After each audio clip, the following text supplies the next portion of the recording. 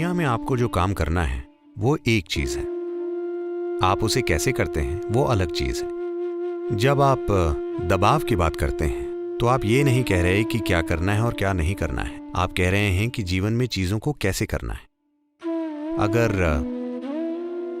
एक design school चलाना एक बड़ा दबाव बन रहा है और अगर एक व्यवसायी की तरह जीना दबाव बन रहा है तो इसे मत कीजिए, बीच पर टहलने चले जाइए। लेकिन वहां भी दबाव है ना?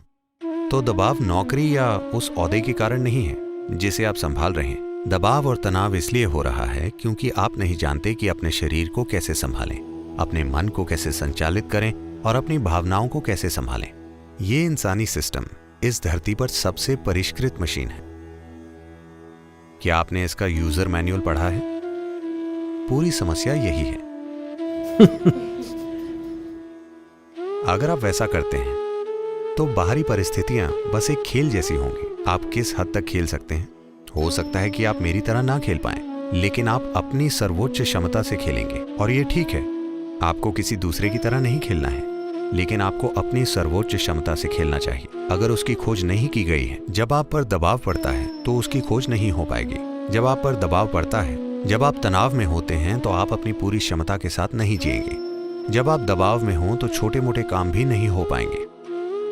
अगर आपके भीतर एक खास स्तर की शांति और मिठास है तो आपका शरीर और आपकी बुद्धिमत्ता पूरी तरह से काम करेगी। So, this is about playing this life out. This is not about proving something to somebody. तो ये इस जीवन को पूरी तरह से खेलने के बारे में, ना कि किसी को कुछ साबित करने के बारे में। बात बस इतनी सी है कि अगर आप सफल होना चाहते हैं, आखिरकार आपके आसपास का हर कोई सफलता का ही सम्मान करेगा, ठीक है?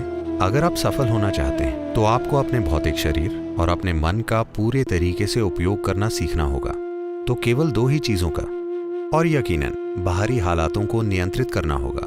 पर बाहरी हालातों को संभालना मूल रूप से इस पर निर्भर करेगा कि आप अपनी बुद्धिमत्ता और अपने शरीर का कितने अच्छे से उपयोग कर सकते हैं। अब जब आप दबाव पैदा कर रहे होते हैं तो एक स्तर पर इसका मतलब है कि आपकी बुद्धि आपके खिलाफ हो गई है।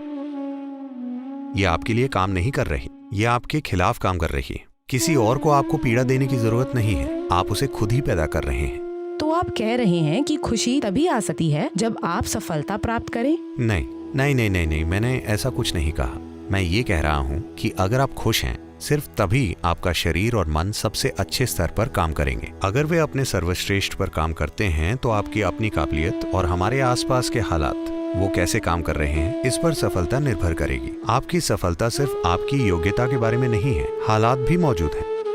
ये सारी चीजें जिस तरह साथ आती हैं, उससे सफलता का स्तर तय होगा। तो मैं ये कह रहा हूँ कि आप खुद जैसे हैं वो पहला कदम है, आप जो करते हैं वो दूसरा कदम है। लेकिन हर कोई दूसरे कदम को पहले उठाने की कोशिश कर रहा है और ये कभी काम नहीं करेगा।